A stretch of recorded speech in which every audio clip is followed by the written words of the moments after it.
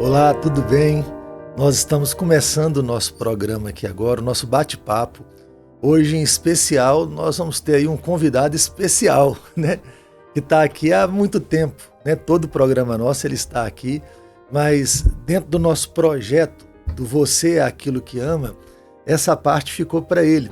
Então está conosco aqui hoje para esse bate-papo. Nós vamos mudar de papéis aqui hoje. O reverendo João Patrício, pastor lá da Primeira Igreja Presbiteriana, aqui de Governador Valadares, e nós vamos conversar hoje sobre o tema Você Pode Não Amar Aquilo que Ama. É isso aí. É até engraçado, né? Ficar numa posição diferente agora. E realmente é muito tempo já ouvindo, mas às vezes falando é pouco, né? Com as pessoas. Já teve oportunidades também, mas a gente vai conversar sobre um tema muito importante, porque de fato, às vezes a gente diz amar algumas coisas, mas às vezes a gente realmente não ama aquilo que diz amar, né? Diz muito a respeito de como as coisas externas mostram de fato o amor do nosso coração, né? Então você acha que é possível, João, a gente falar uma coisa, mas aquilo não ser verdade? Falar que amamos algo e todo mundo diz amar algo, mas aquilo não ser verdade na prática? Sim. Tem até um texto em 1 Coríntios 3 que Paulo ele exorta os coríntios, né, que eles estão cheios de inveja, de ódio, né, eles não convivem bem uns com os outros, há várias situações ali, e Paulo vira para eles e fala assim: será que esse comportamento de vocês não mostra que vocês são mundanos?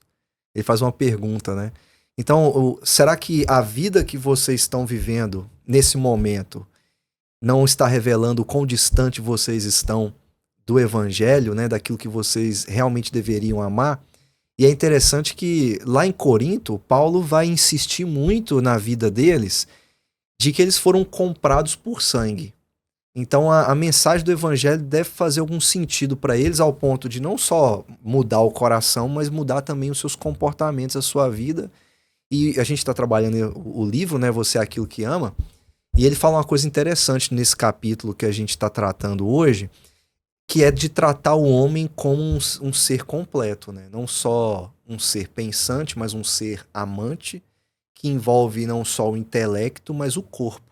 Né? O corpo importa para Deus, né? Não só o intelecto que a gente tem, né? A inteligência que a gente tem, porque muitas vezes a gente faz as coisas não por pensar muito naquilo, mas às vezes porque a gente já se tornou um hábito.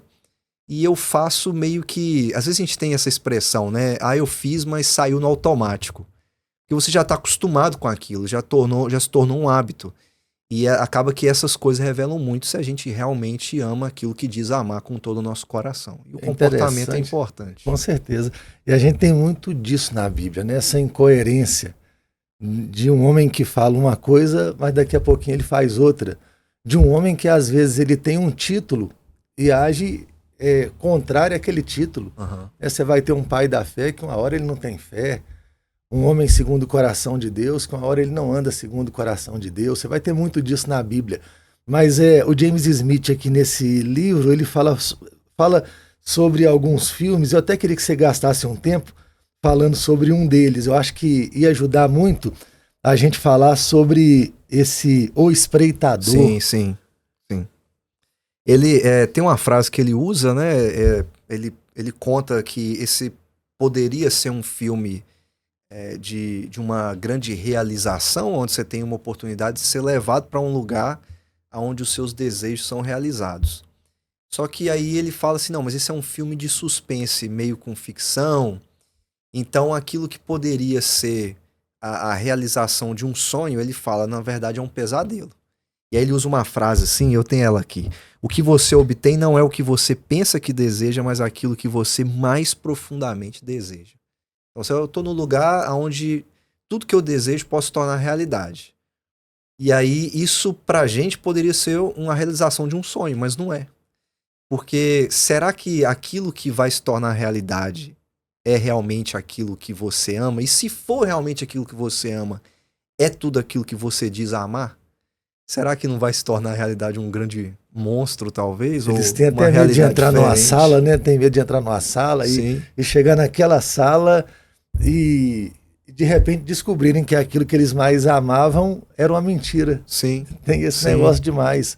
E aí e acaba que reflete, vai refletir o que é realmente o desejo do coração deles. E às vezes não só dizer que amam uma coisa não é suficiente, né? Isso tem que vir do coração.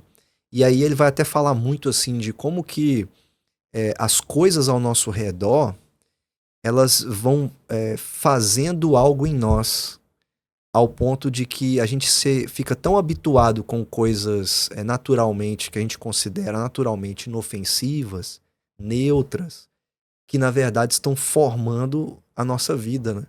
Estão determinando a maneira como a gente pensa, como a gente ama, como a gente age. E talvez se a gente fosse levado para um lugar desse, o que se tornasse realidade para nós fosse sim de fato um grande pesadelo por não ser aquilo que a gente diz amar, mas ser o verdadeiro amor do coração, né?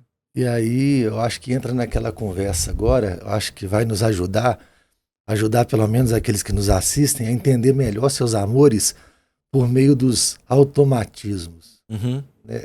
Esses hábitos que a gente faz no automático. Fala um pouco pra gente sobre isso. Ele usa um exemplo interessante que é o que a gente está acostumado, né? Que é o exemplo do dirigir um carro. Ele fala assim, quando você entra num carro, você não pensa muito nas coisas que faz. Você já acostumou com elas. Você sabe que você tem o jeito certo de lidar com os pedais, você sabe que você precisa engatar a marcha, você precisa dar seta. Não há muito. Ele fala assim: você não fica raciocinando demais a lógica do funcionamento daquelas coisas, porque já se tornaram automáticas, né? Aquilo já faz parte da sua vida. E você acaba agindo de uma maneira que você pensa assim, né? Eu lembro que uma vez eu dirigi por um tempo e eu não lembrava do caminho que eu tinha feito. E aí meio que eu despertei assim, pensei, como é que eu cheguei até aqui?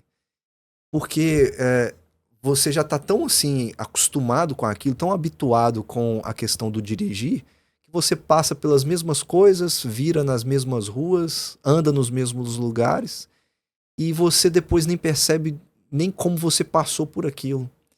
E porque a gente está habituado com essas coisas.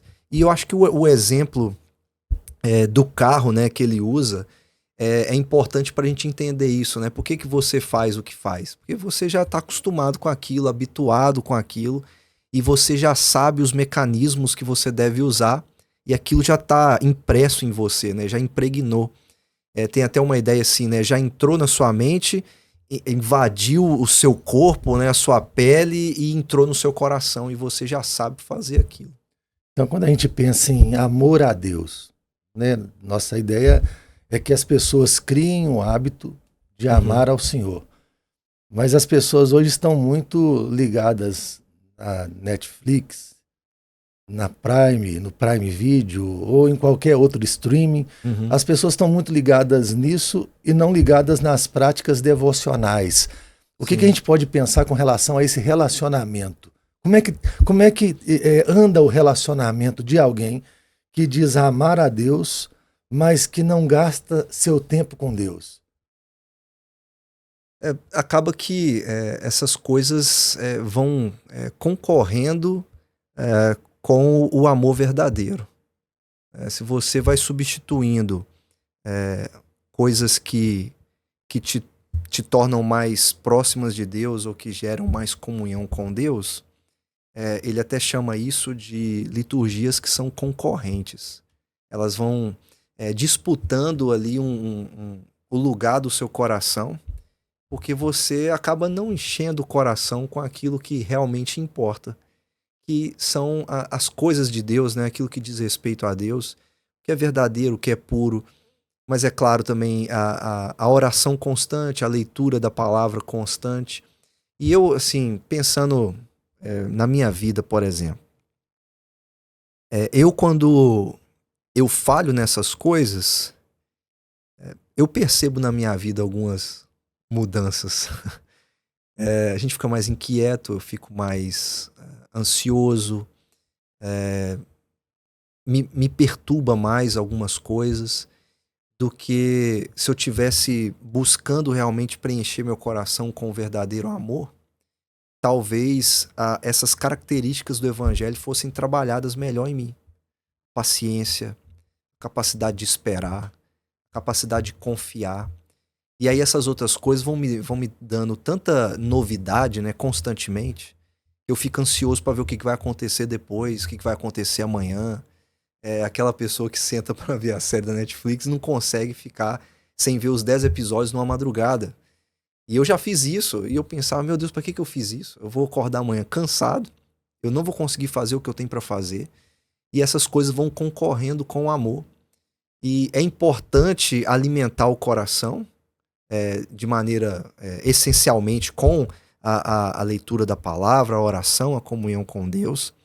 E essas outras coisas são esses entretenimentos que a gente tem na vida mesmo. Mas essas coisas não podem ser o amor máximo. Eu vi alguém dizer uma vez assim, o problema não é você amar essas coisas. O problema é você amar demais. Mais do que o próprio Deus. Mais do que aquele que é a razão máxima do seu amor.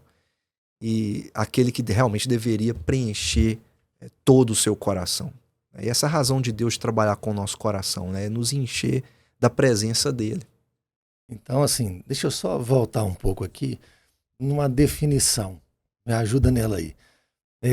E ela pode ser até de forma muito simples, se você quiser dá-la assim. Nós estamos falando de liturgias, né, durante essa série de programas. Às vezes a pessoa que não está acostumada com a igreja, ela não sabe nem o que é uma liturgia. Dá uma explicação para nós aí da forma mais básica, João, do que seria uma liturgia?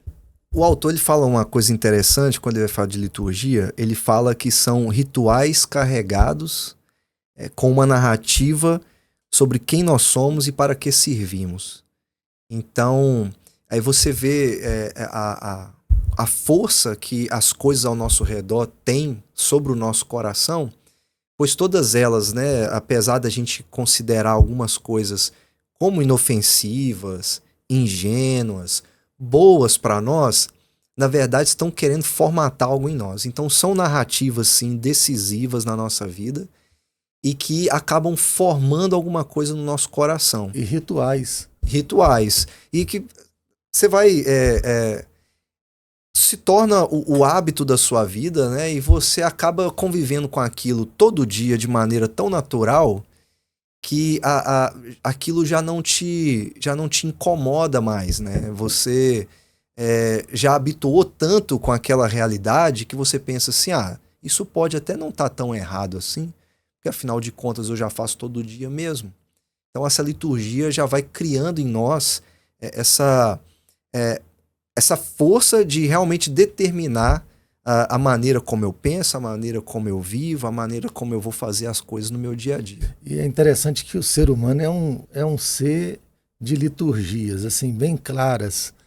Ele não percebe isso, mas ele chega a ser monótono, né? Uhum. Eu lembro de você falar uma coisa do Tolkien. Sim. Lembra aí pro pessoal, acho que aquela fala sua sobre o Tolkien é muito boa. Eu tô lendo, né? Eu tô tentando terminar de ler a biografia do Tolkien, porque no dia a dia as liturgias concorrentes me impedem de continuar no hábito de leituras mais densas, né? Mas eu achei curioso, eu cheguei numa parte da biografia dele que o autor, ele começa a contar meio que o dia do Tolkien. Aí eu tô lendo o dia dele e assim... Eu já tinha me surpreendido com algumas coisas, porque quando você se depara com os defeitos do seu herói, você fica pensando assim, essa pessoa é normal, né? Ela é natural. E aí ele vai descrevendo o dia a dia dele, e ele acordava e fazia uma caminhada, e encontrava pessoas, e ele tinha que fazer 80 palestras, ele fazia 160, e ele vai descrevendo aquilo tudo, e eu pensando assim, rapaz, como é que essa pessoa, como é que esse moço conseguia fazer tudo o que ele conseguia fazer? Para no final, o autor dizer assim, na verdade eu resumi uma semana em um dia, porque se eu contasse para vocês o dia a dia dele, ia ser monótono. Ia ser chato, porque nem todo dia as coisas davam certo, nem todo dia ele encontrava alguém, nem todo dia ele estava acompanhado, nem todo dia ele conseguia fazer o que tinha para fazer, porque a gente percebe que a vida é assim, né? E acaba que os nossos rituais, as nossas liturgias, elas já são tão naturais que acabam que são monótonas, né, no dia a dia. E quando eu li isso, eu pensei assim que a minha vida não estava tão ruim assim, quando as coisas, né, no dia não eram tão empolgantes quanto eu gostaria que fossem. Porque a vida é assim, essa é a maneira normal de viver, né? O ordinário é muito normal para nós. Eu gosto muito de uma frase do James Smith que ele fala que como o homem vive um dia, assim ele vive a vida inteira. Então uma coisa importante da gente entender que criar uma liturgia que não seja, adotar uma liturgia que não seja rival à fé cristã, vai te fazer viver uma vida cristã e experimentar aquilo que é promessa daqueles que vivem uma vida cristã. Sim. João, você quer falar mais alguma coisa aqui antes da gente ir pro final e dar tchau aí para nos preparar para o próximo episódio aí? Bom, tem uma coisa interessante que ele faz quando ele fala de como as demais liturgias trabalham em rivalidade com aquela que é a principal. E quando eu estava lendo, eu lembrei desse texto de Mateus 6, que o Senhor Jesus fala que os olhos são a lâmpada do corpo. E eu lembro que quando eu estava estudando, me veio... não tem nada mais assim que entra nos nossos olhos do que hoje em dia aquilo que a gente tem, né, diante de nós e que é uma porta para muitas liturgias rivais. E aí eu lembrei de quando o Steve Jobs, né, ele falava que a ideia dele era que o smartphone se tornasse uma extensão do corpo. E a gente acaba se tornando tão escravo disso que parece mesmo que é uma outra mão, né? Um outro braço, a gente não consegue se desvincular dele. E talvez não tem nada mais que seja uma porta aberta para os nossos olhos do que os aparelhos que a gente tem na mão. E que pode ser, sim, de fato, uma rivalidade com aquilo que realmente importa. Então hoje a gente tem uma grande dificuldade, eu experimento essa dificuldade às vezes, de ao invés da primeira coisa que eu faça no meu dia ser orar ou ler a minha Bíblia, eu abro meu celular. Isso já se tornou um ritual concorrente com aquilo que eu realmente deveria estar fazendo. Eu me lembro de um professor me falar muito isso. Ele é de outro país e ele falava assim pra gente: vocês têm uma responsabilidade. Então, antes de vocês abrirem seus computadores para responder os e-mails, isso você falava lá atrás. Hoje a gente responde ao WhatsApp, né? Antes de você abrir seus computadores e dar prioridade a responder seus e-mails, dê prioridade a estar na presença de Deus e buscar a presença do Senhor e ser alimentado por Ele. Então, é fazer mesmo os nossos olhos essa janela para a alma e aquilo que entra pelos nossos olhos invadir o nosso coração. Então, isso é muito importante da gente perceber e não deixar que essas coisas sejam rivais, né, com o nosso verdadeiro amor, que é o amor ao Senhor. Que coisa boa, que mensagem boa para o coração. A gente vai terminar então esse episódio com esse conselho, né? Esse conselho do professor, do reverendo João, esse conselho do pastor João aqui para o nosso coração. Que Deus nos dê essa graça, né? Essa graça de trabalharmos um coração em direção a Deus. Até o próximo programa. Que Deus abençoe a sua vida.